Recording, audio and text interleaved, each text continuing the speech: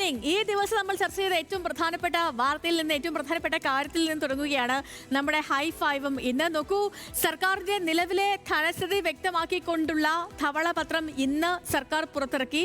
എന്തൊക്കെയാണ് ഈ ധവളപത്രത്തിലൂടെ സർക്കാർ പറയാൻ ശ്രമിക്കുന്നത് എന്നിലേക്കാണ് ഹൈ ഫൈവും ആദ്യം പോകുന്നത്. ധവളപത്രം പറയുന്നത്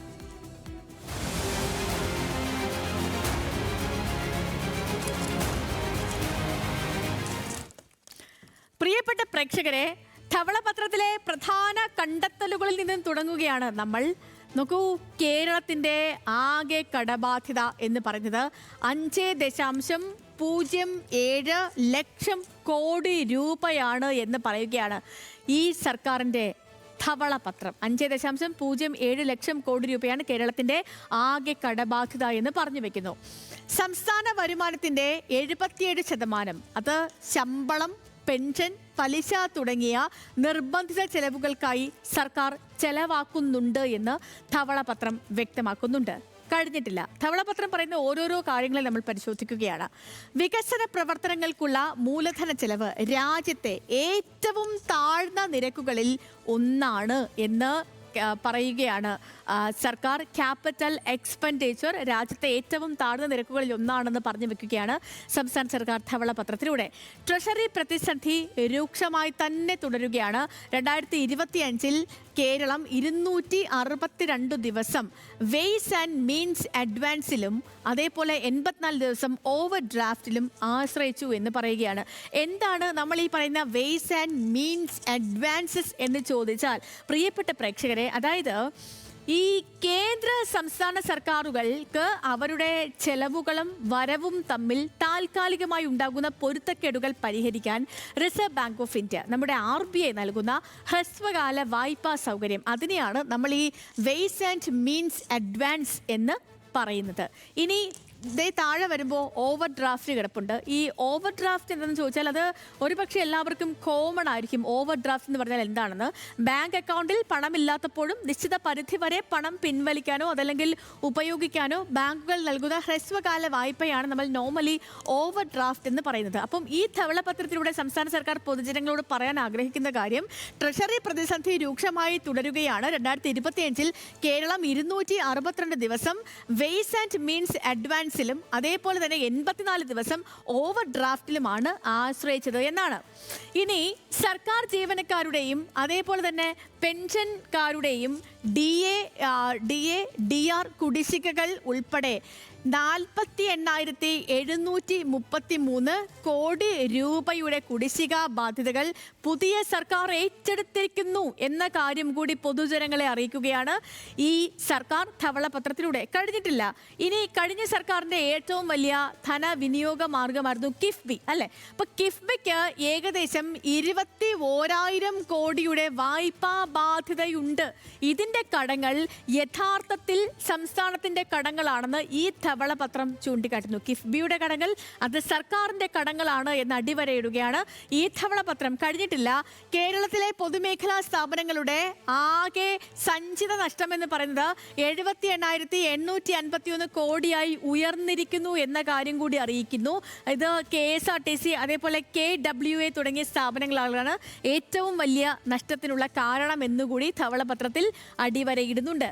ഇനി പട്ടികജാതി, പട്ടികവർഗ, പിന്നാക്ക വിഭാഗങ്ങൾ, ന്യൂനപക്ഷങ്ങൾ എന്നിവർക്കുള്ള പദ്ധതി വിഹിതം കഴിഞ്ഞ വർഷങ്ങളിൽ ഗണ്യമായി കുറഞ്ഞു എന്ന കാര്യം കൂടി ഈ ധവളപത്രം ഓർമ്മപ്പെടുത്തുന്നു.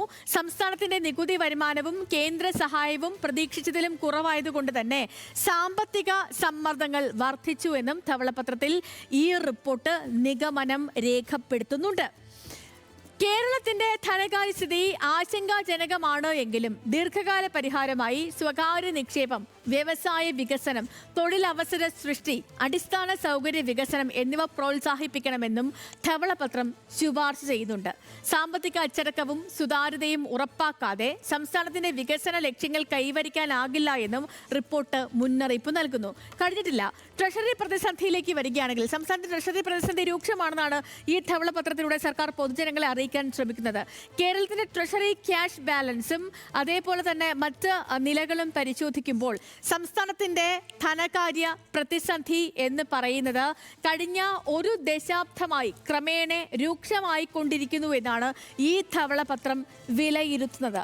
പ്രധാന കണ്ടെത്തലുകൾ ധവളപത്രത്തിലെ നമ്മൾ പരിശോധിച്ചാൽ, ഒന്ന്, ഈ കോവിഡിന് മുൻപേ തന്നെ സാമ്പത്തിക സമ്മർദ്ദം ആരംഭിച്ചു. 2016-17 സാമ്പത്തിക വർഷത്തിൽ 1950 കോടി രൂപയുണ്ടായിരുന്ന ട്രഷറി ക്ലോസിംഗ് ബാലൻസ് 2019-20 ആകുമ്പോഴേക്കും 530 കോടി രൂപയുടെ നെഗറ്റീവ് ബാലൻസ് ആയിട്ട് മാറി എന്നുള്ള കാര്യം ധവളപത്രം പൊതുജനങ്ങളെ അറിയിക്കുകയാണ്. അതായത് വരുമാന വർധനയേതിനെ ചെലവ് വേഗത്തിൽ ഉയർന്നതാണ് ഇതിനുള്ള പ്രധാനപ്പെട്ട കാരണമെന്ന് ധവളപത്രം പൊതുജനങ്ങളെ അറിയിക്കുന്നു. കോവിഡ് കാലത്തെ മെച്ചപ്പെട്ട ക്യാഷ് നില യഥാർത്ഥ സാമ്പത്തിക പുരോഗതിയല്ല. 2020-21 മുതൽ 2022-23 വരെ സംസ്ഥാനത്തിന് ആകെ 77,201 കോടി കേന്ദ്ര സഹായവും 86,405 കോടി രൂപ വിപണി വായ്പയും ലഭിച്ചു എന്നുള്ളത് ധവളപത്രം അറിയിക്കുന്നുണ്ട്. കൂടാതെ വലിയ തോതിലുള്ള വായ്പകൾ മൂലമാണ് ഈ കാലയളവിൽ സംസ്ഥാനത്തിന് ആകെ 77,201 കോടിയുടെ കേന്ദ്ര സഹായവും 86,405 കോടി രൂപയുടെ വിപണി വായ്പയും ലഭിച്ചതെന്നുകൂടി സർക്കാർ പൊതുജനങ്ങളെ ധവളപത്രത്തിലൂടെ അറിയിക്കുന്നു. ട്രഷറി പ്രതിസന്ധി എന്ന ക്യാപ്ഷനിൽ. ഇനി 2024-25 സ്ഥിതി വീണ്ടും ഗുരുതരമായി എന്ന കാര്യം കൂടി ഓർമ്മപ്പെടുത്തുകയാണ്.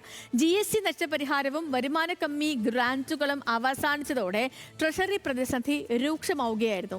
2024-25 12 മാസങ്ങളിൽ 10 മാസവും ട്രഷറി നെഗറ്റീവ് ബാലൻസിലായിരുന്നു എന്ന കാര്യം കൂടി പൊതുജനങ്ങളെ അറിയിക്കുന്നുണ്ട്. അതായത് സംസ്ഥാനം ദിനംപ്രതി ചെലവുകൾ നിറവേറ്റാൻ റിസർവ് ബാങ്കിന്റെ wise and means advance, over draft തുടങ്ങിയ സഹായങ്ങളെ ആശ്രയിക്കേണ്ടി വന്നിട്ടുണ്ടെന്ന കാര്യം സർക്കാർ പൊതുജനങ്ങളെ ധവളപത്രത്തിലൂടെ അറിയിക്കുന്നു. 2024-25 വർഷ അവസാനത്തിൽ കാണുന്ന 2076 കോടിയുടെ പോസിറ്റീവ് ബാലൻസ് അത് യഥാർത്ഥ മെച്ചപ്പെടുത്തലല്ല. മാർച്ച് മാസത്തിൽ മാത്രം 12,744 കോടി, അതായത് വർഷം മൊത്തം എടുത്താൽ മൊത്തം വായ്പയുടെ 24% വിപണി വായ്പയായി എടുത്തതിനാലാണ് വർഷ അവസാന കണക്ക് പോസിറ്റീവായത്. ഇതിനൊപ്പം തന്നെ വാർഷിക ക്ലോസിംഗ് ബാലൻസ് മാത്രം നോക്കിയാൽ യഥാർത്ഥ ചിത്രം മനസ്സിലാകില്ല.